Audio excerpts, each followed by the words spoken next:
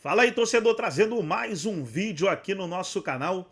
E nesse vídeo para falar do atropelo do Fluminense sobre o Atlético Mineiro, 3-0 no Maracanã. O Fluminense jogou muito, os gols do tricolor marcados pelo Samuel Xavier aos 14 do primeiro tempo e no segundo tempo o Serna aos 12 e o Queno aos 46 fizeram os outros gols do tricolor. Vitória importantíssima aí do Fluminense, que na classificação agora o tricolor está na 7ª colocação com 38 pontos e entra de vez aí na briga pela vaga na Taça Libertadores da América. Vamos reagir aí no pós-jogo aquilo que os comentaristas falaram. Vamos trazer aqui no nosso canal, mas antes quero convidar você que ainda não é inscrito, se inscreva, ativa o sininho das notificações. Tudo do Fluminense você encontra aqui no nosso canal. Vamos aí para o vídeo e logo depois eu volto com as estatísticas da partida. Assim, a gente conhece São Paulo já há muito tempo, né? Assim, não só no futebol brasileiro, na seleção do Chile, seleção da Argentina, todos os trabalhos na Europa e tal. Eu concordo com eles. O Atlético contra o Juventude, acho que até mereceu vencer. Teve volume de jogo e tal, mas perdeu muitos gols. Não é disso. É o abatimento. O abatimento é bastante preocupante, porque agora, tudo bem, ele é um ser humano, ele deve estar realmente frustrado, o time produziu muito pouco, mas ele vai ter que juntar os cacos dos jogadores. A informação até que eu tenho é que ele chegou com uma postura um pouco diferente, porque ele percebeu que fisicamente e emocionalmente os jogadores estavam muito mal. Então, que não tem aquela coisa que ele está tentando juntar os caras, que ele está tentando fazer um trabalho diferente do que a gente ouvia falar dos trabalhos dele aqui no Brasil.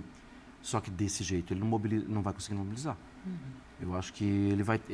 ok, toma um banho, né? Pega o avião, conversa com os jogadores. Desse jeito é realmente preocupante. Os gols também saem de forma diferente, já vendo esse Fluminense treinado, com uma cara, taticamente já desenvolvendo com o trabalho dele, Nath. Um trabalho também que começou há pouco. Muito recente, né? E essa última resposta dele bem interessante, da forma como ele enxerga o jogo, da forma como ele entende a necessidade de você mobilizar esse jogador, né, para as ideias que ele tem, mas principalmente o Fluminense, ele fala, né, para o adversário, ele vai pensar, beleza, vou me fechar aqui, vou exigir do Fluminense que tem a possibilidade de construir através do repertório A. O Fluminense conseguiu hoje fazer isso através desse repertório, troca de passe para chegar ao gol que conseguiu construir com o Samuel Xavier, né? Troca de passe pelo lado esquerdo, a finalização, o rebote pelo lado direito, Samuel Xavier mandando para o fundo da rede.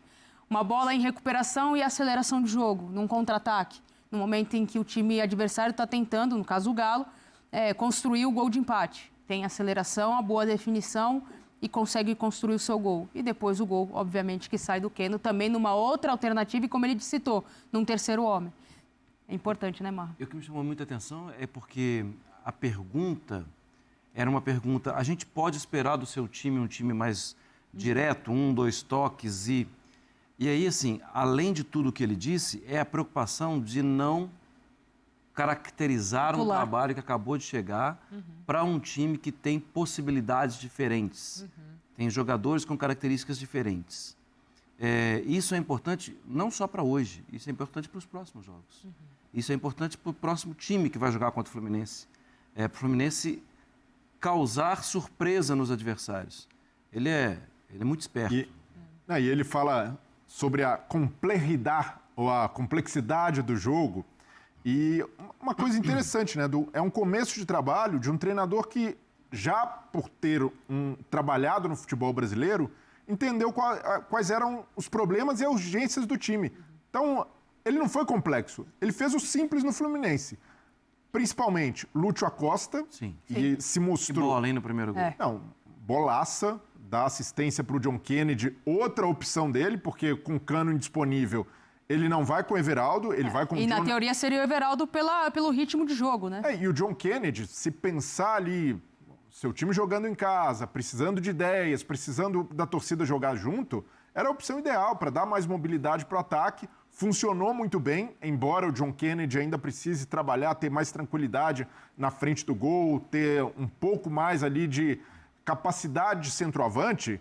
na movimentação, ele vai muito melhor que o Everaldo. E principalmente a entrada do Lúcio Acosta, que dá criação para o time. Muitas vezes faltava isso ao time do Renato, o time pedindo um criador e sem o Ganso, né, nessa dificuldade do Ganso de retomar, o Renato ficou preso àquele sistema de 3 volantes do Mundial, não conseguiu se desfazer, só desfez no último jogo, já contra o Lanús, no Maracanã, e o Lúcio, que era um dos mais lúcidos, é sacado e o time piora depois da saída dele. Então o jogo de hoje mostra como o Renato desperdiçou o talento do Lúcio.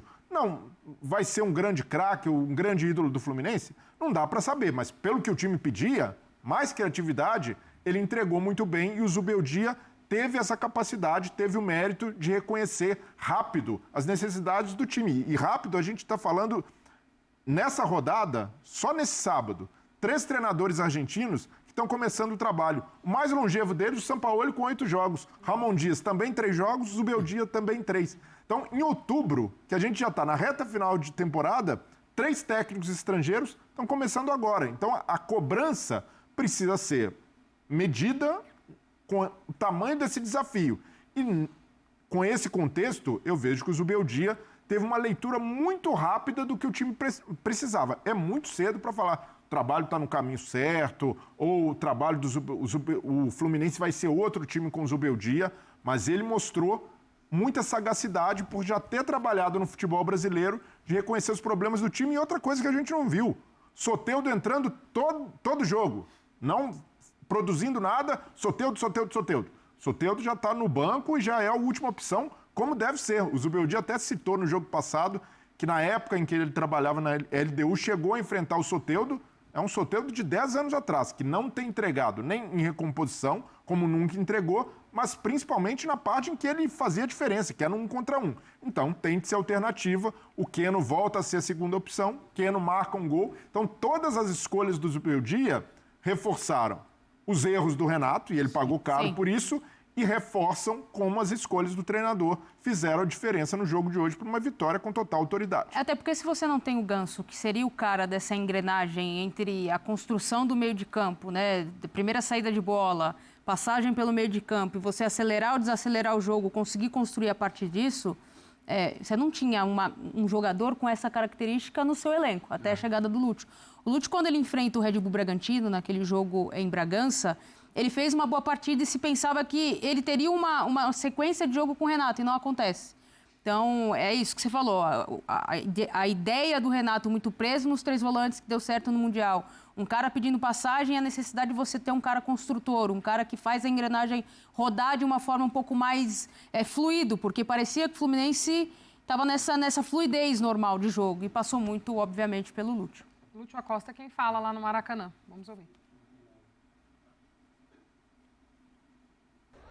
Muy feliz porque la verdad que el equipo está trabajando muy bien, estamos haciendo grandes partidos, el equipo se está sacrificando mucho, está trabajando muy bien día a día, queda demostrado cada partido que el equipo va creciendo cada vez más y nada, muy feliz.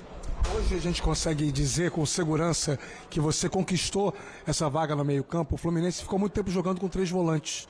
Tinha, além do Martinelli e do Hércules, o Nonato. Agora você se sente um efetivo da equipe? No, hay que seguir trabajando. Creo que Luis propone una competición muy sana entre cada jugador, entre todos. Lo venimos haciendo bien. Cada vez que me toca a mí entrar o arrancar, me siento cómodo. Lo mismo con los demás jugadores. Creo que también Lima cada vez que entra está haciendo grandes juegos. Ha convertido, ha asistido hoy. Así que se ha convertido como dije recién, una competición muy sana, muy linda que a nosotros los jugadores nos gusta. Lúcio, hoje o Fluminense conseguiu sair em contra-ataque com velocidade e inteligência. Isso é uma das características do Zubeldia? Vocês conversam sobre isso no vestiário? Como é que o Zubeldia passa isso para vocês? Trabajamos todos los sentidos, tanto transiciones como posesión del juego, depende del rival también, nos acoplamos a lo que tenemos que jugar y sí, Luis siempre nos habla de cada rival, nos muestra videos, nos habla antes de los partidos, en el partido también, de cómo podemos lastimar o herir al rival y y hoy fue de esa manera. Creo que el equipo ha hecho muy bien las cosas en transiciones, como también cuando tuvimos el balón. Y como dije recién, muy feliz porque el equipo cada vez crece más. O Fluminense hoje praticamente não sofreu, né? O Atlético, como você falou, o Atlético não lastimou, digamos assim, o Fluminense. E eu queria que você falasse do lance do primeiro gol da jogada. Você encontrou um espaço vazio, né, ali no meio na abertura que o Atlético deixou e acabou fazendo uma boa jogada com o René. Depois até vocês comemoraram juntos ali enquanto o Samuel estava lá do outro lado. Queria que você também falasse um pouco dessa jogada. Sí, esas son las triangulaciones que nos habla el técnico Luis, de cómo tenemos que jugar, de cada espacio donde podemos encontrar a nuestro compañero. Hoy, como el otro día también René me dio un pase, la jugada fue una jugada de triangulaciones, es lo que trabajamos.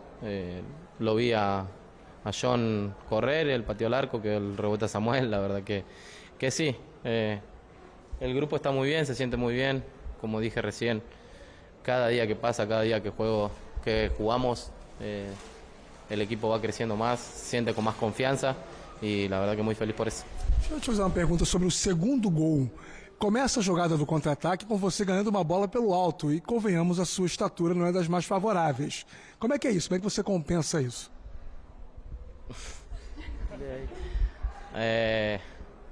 Si te han visto vídeo, yo paso gol de cabeza también, así que nada, contribuir defensivamente también es parte del juego, de lo que Luis me pide. Fue una jugada que estábamos hablando, ahí había un jugador ahí en el área y nos comunicamos de que podía llegar yo a agarrar el rebote ahí. Salté, a pesar de mi poca estatura, salto muy alto. Y nada, John creo que hizo un buen contragolpe. Sabemos lo que Kevin puede dar en velocidad y fue un lindo gol. La verdad que muy feliz por la contribución de cada jugador en el campo. Então tá aí, pessoal, foi o vídeo onde os comentaristas debateram aí a vitória do Fluminense 3-0 sobre o Atlético Mineiro e o Tricolor subindo na tabela do campeonato. Deixa eu trazer aqui as estatísticas da partida aí, da vitória do Flusão. Posse de bola, o Atlético teve mais, 56% a 44%. Gols esperados, 1,69 do Fluminense, 0,14 do Atlético. Total de chutes, 14-5 para o Fluminense. Chutes no gol, chutes certeiros, 10-1 para o Fluminense. Chances perigosas criadas, 3-0 Fluminense. Escanteios, 4-2 para o Fluminense. Impedimentos, Fluminense teve 3, o Atlético 2. Passes completos, 526 do Atlético, 401 do Fluminense. São aí as estatísticas da partida. Gostou do vídeo? Deixa o like, se inscreva no canal, ativa o sininho das notificações. Forte abraço a todos e até o nosso próximo vídeo aqui no nosso canal Galego 77.